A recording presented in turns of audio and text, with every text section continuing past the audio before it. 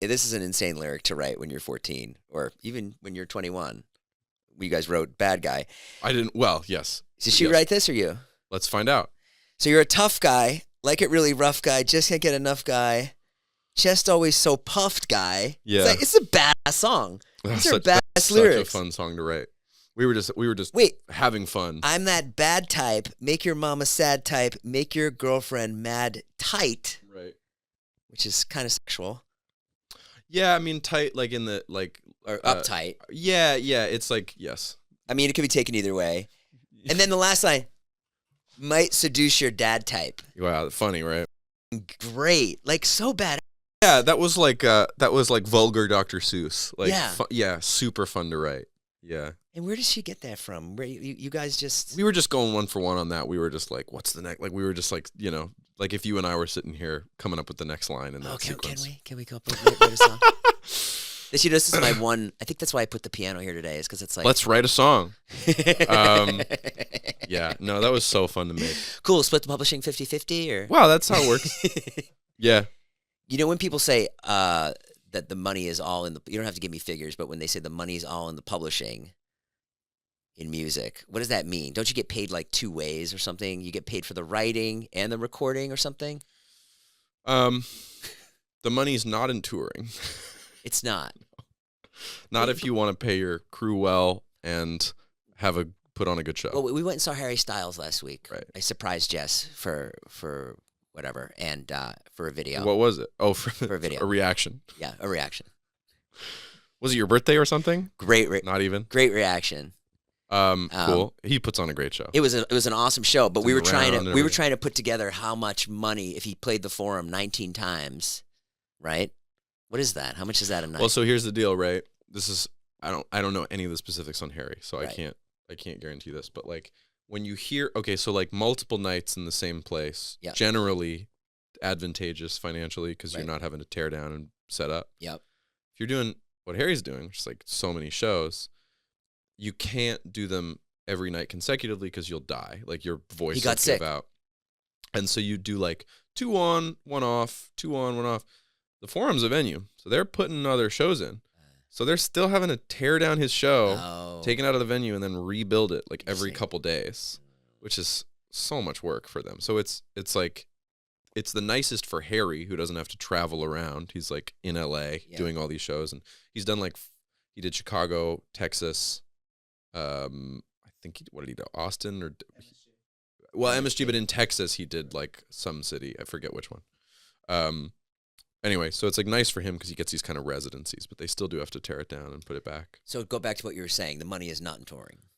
Not really. Not if you're like not if you're like especially not in like a pop stars tour because they're making a lot of money on merch and stuff, but like the expectations of pop star production are so high now.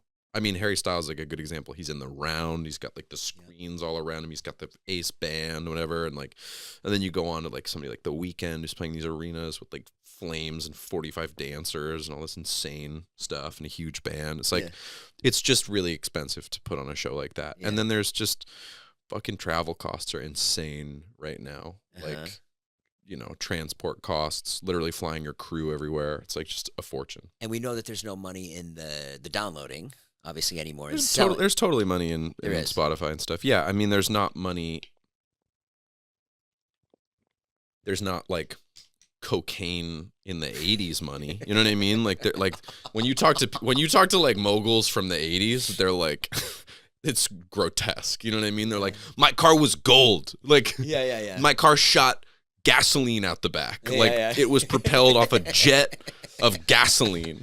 And you're like, what the fuck? What were you on in the 80s? You're like Don Simpson, Yeah, so there's maybe not that, but like there's plenty of money to be made. And it's also like to me, I philosophically my whole thing about so like I was a LimeWire child. Oh, I remember LimeWire. Yeah.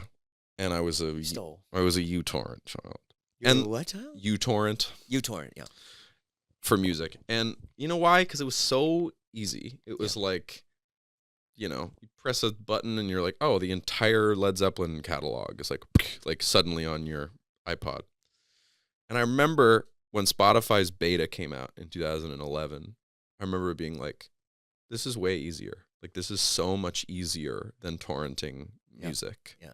Torrenting, you go to a website, you go to a downloader, you load from the downloader onto your, like, it's in your downloads in a folder, and you put it in your iTunes. Like, many steps. And Spotify's like an app on your phone, every song you've ever wanted to listen to. Yeah. And I remember just thinking, like, oh, this is going to kill all of music piracy. And it did. And, like, yeah, it's paying, like, whatever it is. It's like pennies. A 0.01 or something. But the stream equivalents are insane. Like no albums are regularly selling billions of copies. You know what I mean? Albums will go multi-platinum, sell 1 million. Like, Billie has several songs with billions of stream. You know what I mean? So it's so exponentially different that it's like it kind of equivocates in some way. Mm-hmm. But yes, so I've heard about the 80s that there was even more money. And in terms of when you write a song, yes, you do get paid for the publishing when they say that. Because I've heard you get paid for 2 ways. Isn't there 2 sides of a song that you publishing get paid on? and songwriting? What's the difference? You'd have to have my attorney explain them to you. Okay. Yeah, and then as a producer, you get a master fee, like for the song production, like sort of a one-time fee, and then you negotiate like points on it or whatever. I see. So like, but that's kind of like the equivalent of a painting or something. Like, you buy it from the person. Right. You know what I mean?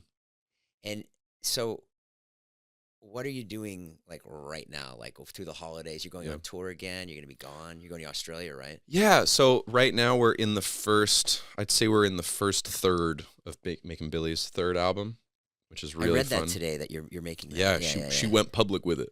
Yeah, I saw it on Rolling Stone. Yeah, it's so fun. We're in the like nuggets of stuff portion of it. Like, where does coming that up happen? with in a studio? Yeah, I have a home studio. Home studio. Yeah, we're just making stuff and So cool. and being very experimental. She's being very, I say this in like the most positive way, like she's being very reckless and cool. Yeah. Yeah, I think the worst way to make an album is to be afraid while you make it, to be like, what if people don't like it? That's probably the most debilitating. And I think if you really want to make a great album, you have to just make stuff that you love and then worry about all that other stuff near the end. And is your relationship the same as it was in the doc, or is it different now? Like, I remember in the doc, there was a great moment where she's like, she's like, I'm not good. She's better and better. I thought like, she was. Trust me, you're good. I thought she was good then, but she's more and more confident. Yeah. And more prolific, and faster. Yeah. Than she ever was. I mean, so like, first album, everything was a co-write except When the Party's Over and Strange Addiction, which I wrote alone and then presented to her. Yes. Album 2, Happier Than Ever, like everything was 50-50 co-write. So like, we might bring each other in. Like, I brought in like the hook, Try Not to Abuse Your Power, and then we wrote the song, and she brought in the hook of My Future, and we wrote it together. But like, everything we were both working on.